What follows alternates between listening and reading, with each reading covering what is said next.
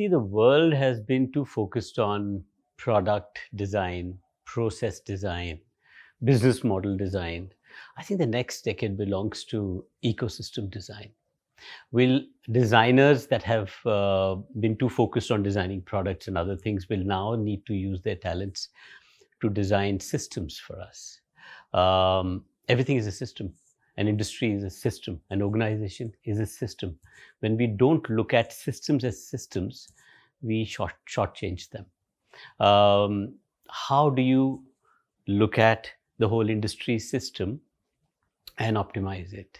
Can we re-architect the industry ecosystem, the supply side, the demand side?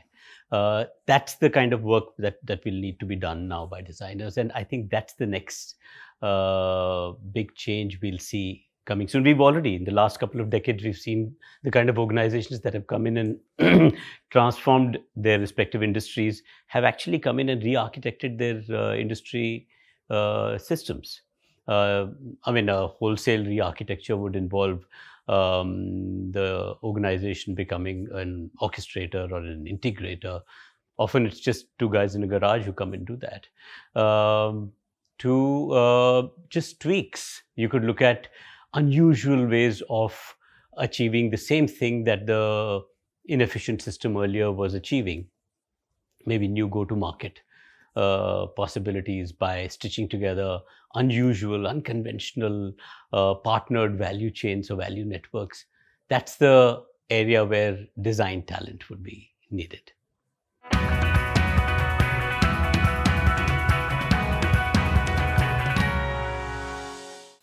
We help organizations actually look at ecosystem design. We have an approach called deconstruct to reconstruct, where you actually look at an industry ecosystem or a business ecosystem like a set of Lego blocks or building blocks. You take it apart, part by part, and you look at, because every system or ecosystem is a value transformer. It's input, process, output. So if an industry is supposed to transform value from one form to another form, there are certain sets of roles that industry is supposed to play theoretically. Now we unscramble that thinking, and then we map the current entities in that ecosystem. We also map the value flows. There are 4 kinds of transactions that take place in a business ecosystem. There is the goods or services transaction, there is the economic transaction, there is data and intelligence transaction, and there is relationship transaction. These are 4 mutually exclusive, collectively exhaustive kind of transactions that take place. You look at the value flows, and then you start looking at the choke points, and you looking at that as a thinking canvas. Then the organization says, what is my purpose? What's the role I would like to play in that system? And from there emerges the strategy for an organization. So it kind of opens up your thinking. You're not just blinkered in your approach. You're not looking at you and your value chain, which is linear in your thinking. You're actually looking at the larger system and saying, what role can we play to step change the industry or the category that we belong to? So that's one part, which is mostly the supply side of it. If you look at the demand side of it, most organizations have been looking at their consumers as consumers. Now, at the end of the day, what consumers? That's a very transactional way of looking at human beings. A consumer is someone who consumes your goods and throws money at you. Those human beings out there are more than consumers. They're human beings. So if I sell my product, I only see that consumer as someone who will consume my product. Another organization will see the same person very differently. So can I, be product or industry agnostic and understand the socio-cultural context or the world around that human being truly the way he or she is? And then, now that's the demand side. You've already deconstructed and understood the supply side. Bring these together, and you have the wherewithal to re-architect a very efficient and elegant new ecosystem.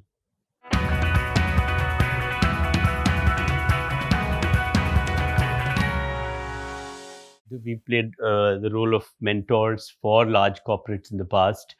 As innovation facilitators, we've kind of worked with different kinds of organizations across the industry spectrum here in India, the Asian countries, to Europe and US.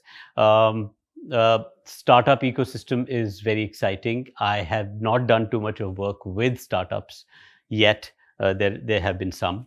Would love to look at that. Surely, there's a lot of complementarity we see there. We created a methodology that works for both. The way large businesses deal with design and innovation is very different from the way startups deal with design and innovation.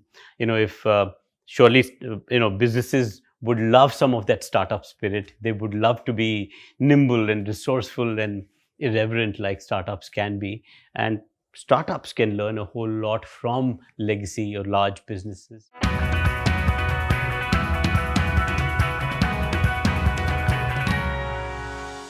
Gone are those days where you had just these large hierarchical organizations where you had men and machines working like machines and men working like machines.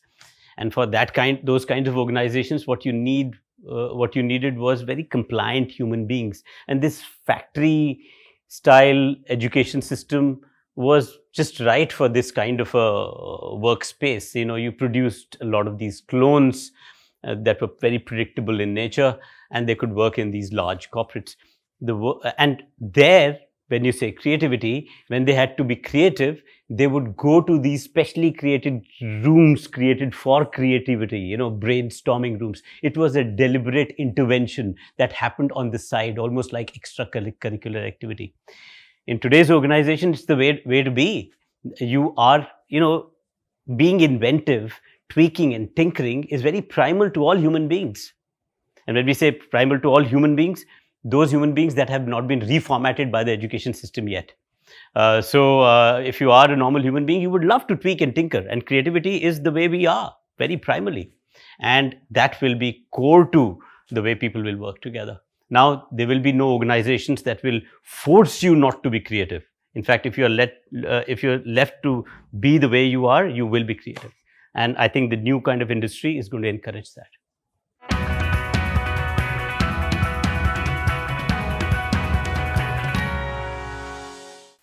One thing that has changed from the past is that the large, big corporate, the hierarchical corporate we spoke about, was centered around predictability.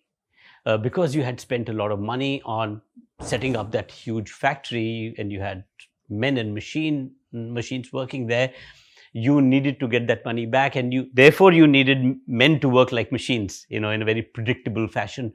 So it was all centered around predictability. The new kind of organization is emergence ready. You have these amazing platforms. On top of that, you have third-party developers, you have consumers who come together on top of the platforms and create stuff that even the platform creator can't imagine, which is beyond their own creativity. And how can you create something so rigid? Now that time is gone where you created very rigid organizations. Now you are complex and adaptive, like ecosystems naturally are. And when the world changes and something new happens, you don't kill that emergence. In predictability-based organizations, any deviation, you were hardwired to kill it, whether negative or positive. But in new organizations, when something unanticipated happens, you're ready to leverage that unanticipated change. And that's what emergence is all about. And that's where we are getting to. And therefore, creativity will be the way we will live.